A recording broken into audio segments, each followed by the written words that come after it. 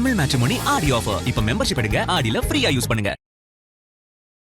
7 மாத தணிக்கை போராட்டம், சட்ட மற்றும் அரசியல் சவால்களை தாண்டி முதல்வர் விஜய் நடித்த ஜனநாயகன் உலகம் முழுவதும் நாளை வெளியாகிறது. சிறிய மற்றும் நடுத்தர படங்கள் தங்களின் வெளியீட்டு தேதிகளை மாற்றி அமைத்து வருகின்றன. ஜனநாயகன் கடந்து வந்த பாதையை பார்க்கலாம். செப்டம்பர் 1, 2024 அன்று ஹெச் வினோத் இயக்கத்தில் கேவிஎன் தயாரிப்பில் விஜய் நடிக்கும் 69வது படம் ஜனநாயகன் என முறைப்படி அறிவிக்கப்பட்டது.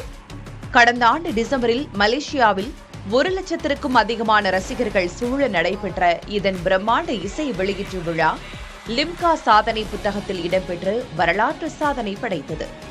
ஆனால் இதன் பின்னர்தான் இந்த திரைக்குழுவினரின் பாதையில் பெரும் புயல் அடிக்கத் தொடங்கியது. பொங்கல் ரிலீஸை இலக்காக வைத்து கடந்த ஆண்டு டிசம்பர் 18ஆம் தேதியன்று சென்சாருக்கு அனுப்பப்பட்ட படத்திற்கு சான்றிதழ் கிடைக்காததால் இந்த ஆண்டு தொடக்கத்தில் தயாரிப்பு தரப்பு சென்னை உயர்நீதிமன்றத்தை அணுகியது. சட்ட சிக்கல்களால் திட்டமிட்டபடி பொங்கல் பண்டிகைக்கு படம் வெளியாக முடியாமல் போனது. பிப்ரவரி மாதம் உச்சநீதிமன்ற வழக்கு திரும்ப பெறப்பட்டு படம் ரிவைசிங் கமிட்டிக்கு சென்றது. மார்ச் மாதத்தில் தேர்தல் நடத்தை விதிகள் அமலுக்கு வந்ததும் ஏப்ரல் மாதத்தில் சில காட்சிகள் இணையத்தில் கசிந்ததும் படக்குழுவிற்கு அடுத்தடுத்த அதிர்ச்சிகளை அளித்தன. தேர்தல் முடிவுகள் வெளியாகி விஜய் முதல்வராக பொறுப்பேற்க ஜூலை மாதத்தில் ஒரு வழியாக சென்சார் பிரச்சினைகள் முடிவுக்கு வந்து சில மாற்றங்களுடன் படத்திற்கு ஏ சான்றிதழ் கிடைத்தது.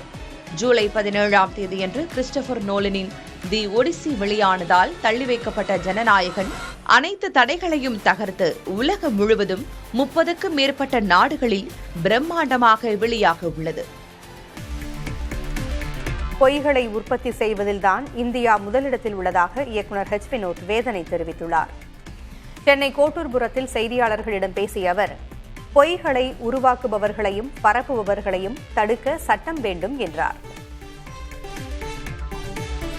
இந்தியா இன்னைக்கு ஒரு நம்பர் 1 எதில் இருக்குன்னா பொய்களை உற்பத்தி பண்றதுல தான் இருக்கு. ஒருத்தனை காம்படிட்டிவ் மைண்ட் செட்டை கிரியேட் பண்ணாம அவனுக்கு ஒரு இன்செக்யூரிட்டி மைண்ட் செட்டை கிரியேட் பண்ணுது. இவனால தான் நம்ம ஜெயிக்கல, இவனால தான் நம்ம எல்லாத்தையும் இழந்துட்டோம், இப்படின்ற ஒரு இன்செக்யூரிட்டி மைண்ட் செட்டை கிரியேட் பண்ணுது. ஸோ ஒரு பொய் ஒரு மனுஷனை முட்டாளாக்கிடும். முட்டாள் கிட்ட எந்த கேள்விக்காவது பதில் இருக்குமா? அப்போ அவன் என்ன பண்ணுவான்? அவனை நீங்க திரும்ப திரும்ப கேட்டீங்கன்னா கோவம் வந்துடும், அவனுக்கு வயலன்ஸ்குள்ள போவான். ஸோ அதனால இந்த என்னுடைய பர்சனல் விருப்பம், இந்த பொய்களை உருவாக்குறவங்களை தடுக்கிறதுக்கும் பரப்புறவங்களை தடுக்கிறதுக்கும் சட்டங்கள் வேணும். அது உற்பத்தி பண்ற வெறுப்பை தடுக்கிறதுக்கு சட்டங்கள் வேணும்.